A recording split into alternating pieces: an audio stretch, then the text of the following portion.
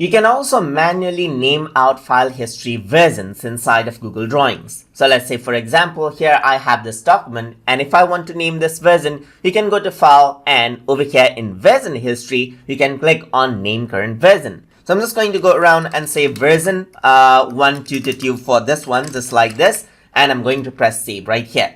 On the other ones, let me just go around and select out these shapes right here. So let me just go around and change its color to something else.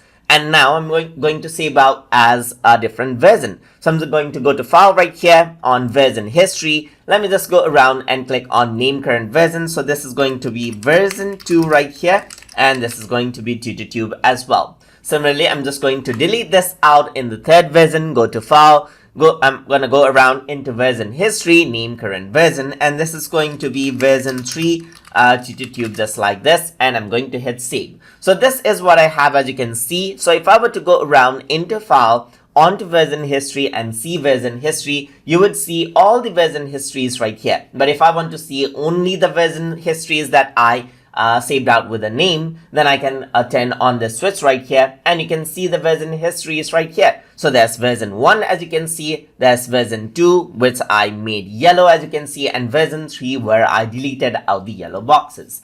And that is how you can name file history versions inside of Google Drawings. So hope you guys learned something as always. And as always, please like, comment, share, and subscribe.